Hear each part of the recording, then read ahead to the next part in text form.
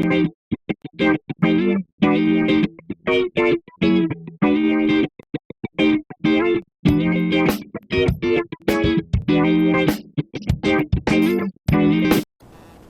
this is Rick Patterson talking to you today about how to reduce noise in pipes. We have a situation here at a home that when in the mornings, whenever someone turns on the toilet, any kind of faucet, anything going on, there's a constant rattling, and they said it almost sounds like somebody's blowing a trumpet, so there's air in the line, and we've got some issues there. I've considered putting in an air hammer. I've considered draining the line. I've done all that stuff, and I still have this. So what we found out in this specific county here that I'm working in, the code does not call for a water expansion tank to handle that. An air hammer would do the exact same thing, but I'm going to go ahead and just go by code because code is standard in other counties and not in this specific one.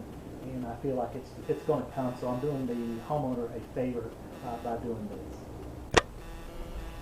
Okay, the first thing you're wanting to do here is to turn the water off, and this is the main coming in. A lot of people don't know how to do this. If you do not have this, see one of my videos on how to turn off water at the curb. So this particular house has the water supply line coming in. I've turned off the water, and then what I've done is just gone to the local faucets, the closest faucets, so the lowest faucet in the house, turned it on. I also went outside and turned on the faucet outside.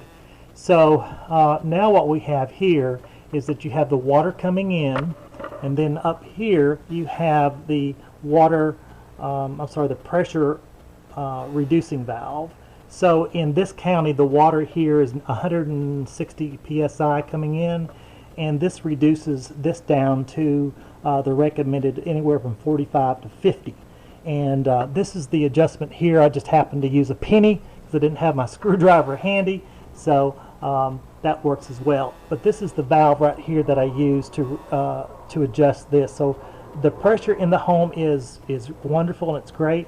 And there's no, even though I've turned on the water and did a pressure test on it, there's no great reduction. So I've been in some homes where they do have that, and you turn on, put the pressure gauge on a faucet and then turn on a nearby faucet, and I've seen it go down, 100 psi spread. I mean, it was ridiculous. So what I've got here is just this already set at 40. Now if you look along here, I've got a water system, a water purification system going on here on the other side of the wall. So this is my intake. It comes back out. I've got that turned off. And then we're going to step up a little bit. And the tank that I'm going to put on, it goes on the cold water side here. So how do you tell cold and hot? Well, you can't really go by touch. Sometimes the water heater will have so much heat going through, even the cold side is a little bit warm. But one telltale that you can use on here, let me just show you here, is if you see this particular thing, let me see if I can get to it. Alright, if you see right here, this is blue, and you look over here, this is red. So this is how you can tell which is which, and you don't have to go by touch. So I just found the blue side, and I followed it up all the way around, and this is where I'm going to make my cut. This is my cutoff, and I have gone ahead and cut off the water supply here because I don't want any backwash coming once I cut this here. Okay, what I'm going to use here is a PVC cutter, and just kind of give you an idea what it does. It has a very, very sharp edge to it, and so be careful with your fingers. I'm going to cut this about halfway in between because I'm going to use SharkBite connections to do this. So just be prepared to get wet in case this does do that. So I've got a little bucket below. I can catch some water in and allow that to continue cutting. and hopefully I can save myself from getting a bath here once that's cut. Okay.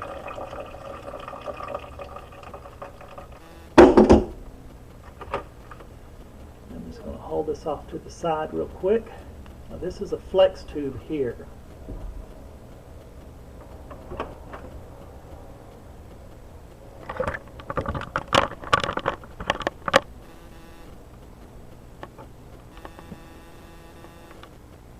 Okay, to give you an idea of what I've done there, I just used the little bucket to put underneath to catch any water coming out of the line.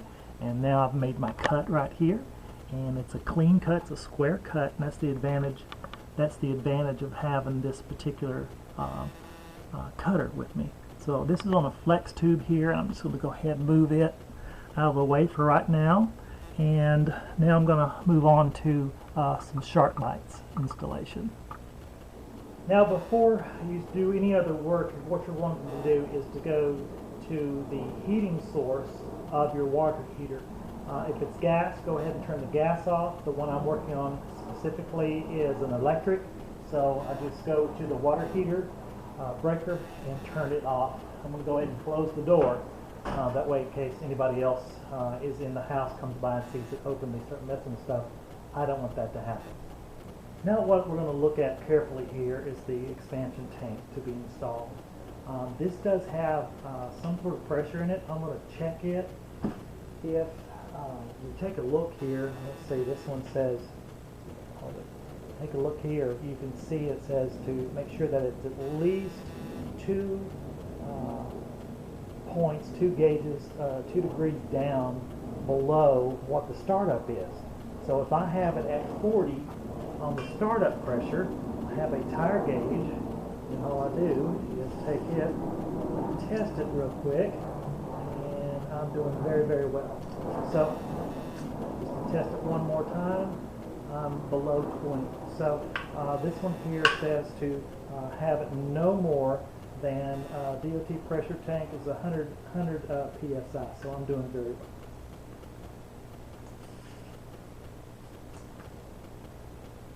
After you've tested the pressure, go ahead and put the cap back on, and just to make sure that that it's capped off there. This other end here is a hex head, and this is a male fitting.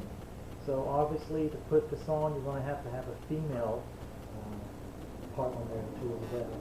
So that's just kind of what it looks like there.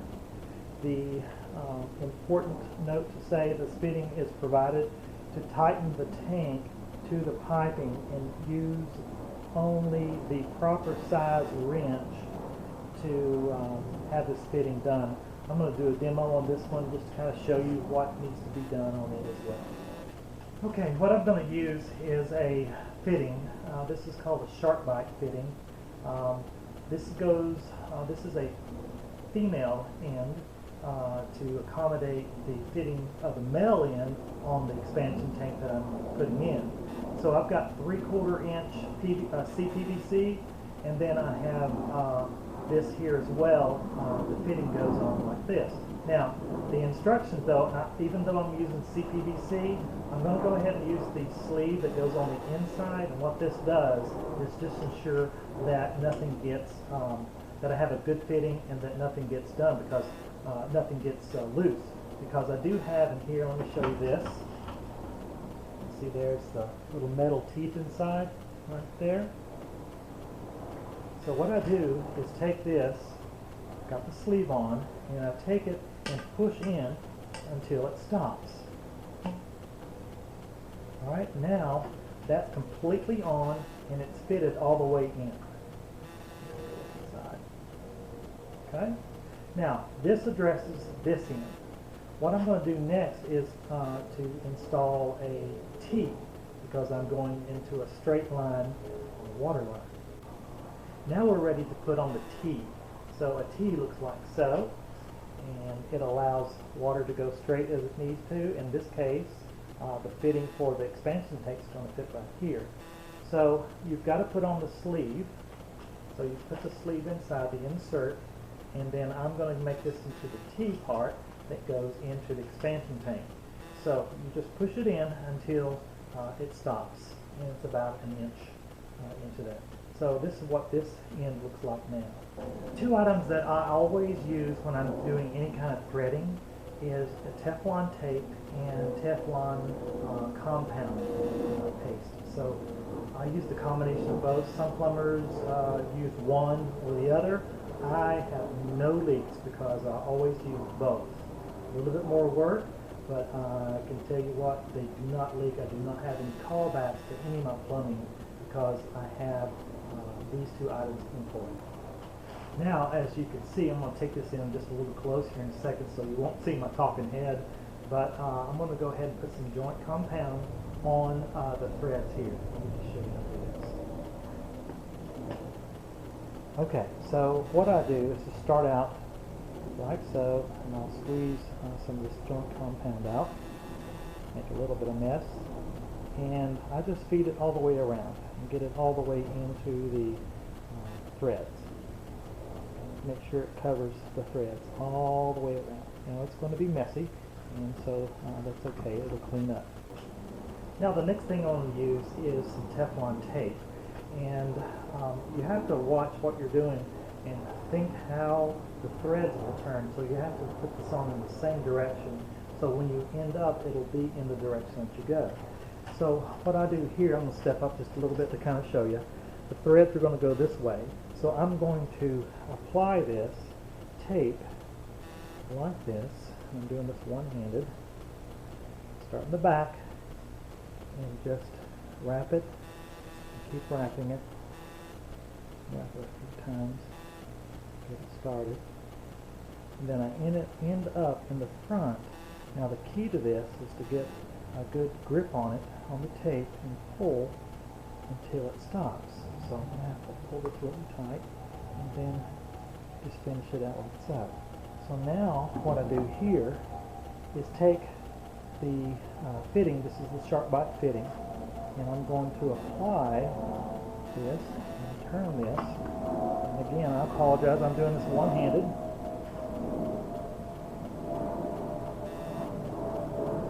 Just take this and turn this on. Turn both.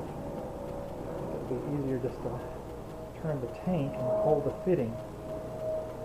Okay, so now I've got that on. Okay, so the next thing I'm going to do is tighten this up.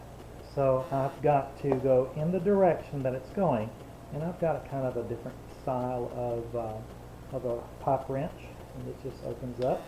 I'm using my thumb like so, and it opens up like so.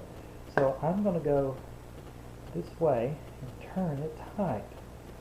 So what I do here, take it like so, and then just keep turning until this is completely on.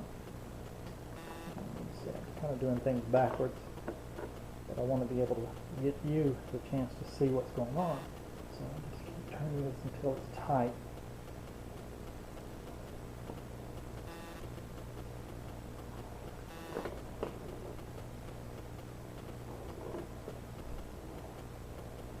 Okay. And there we go. It's completely tight. It's snug. Everything's in there the way it should be. Now what we do, we're going to apply this to the one line here. I've already cut on the other end you saw earlier. I'm going to put this in. You've got to make sure, again, that you use the plastic inserts like so on the CPVC. You don't need this on copper, but you do need this on the CPVC. Okay, we've got the tank ready. Everything's ready to go. The fittings are here, and it's prepared. Everything's cut, so I'm going to go ahead and put this connection on. Hopefully I can do this where you can see it. There we go. As you can tell here, we've got the T on. This is your main water line coming through. This will lead to the tank itself, and now I need to brace the tank. It is best to go ahead and have it in an upright position, so I'm going to run a support across this little nook here, and install that and get it going, and then strap it in, and then we're done. Okay, my next step is to put the hanger tape up, and let me show you this. It's 10 feet, and it's just metal, and it's got holes in it. Have to be careful though, there's wrapping here, and the wrapping will come loose on you if you don't have a grip of it when you release the wrapping.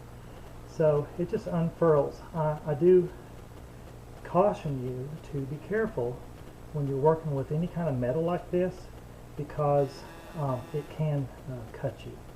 So what I'm going to do is just run a screw through this into the support, then wrap that around and finalize it up. So we've got the expansion tank on. Now we're ready to go everything backwards. We turn the water back on, make sure that at least one valve is open somewhere in the house or outside to make sure all the air is completely out. Go to each one of the units and turn the water on as it's filling, as the lines are filling back up. And if it's a two-story or whatever the highest point is, just go to it and turn that on and flush all the toilets to make sure all the air is out of the lines. The last thing you want to do is after you've checked, make sure there's no leaks right up here. Then what you do is turn the heating source back to the water heater, and this particular one again is electric, so we'll go to the breaker box and turn the switch on there, the breaker. This has been Rick Patterson. Thanks for listening.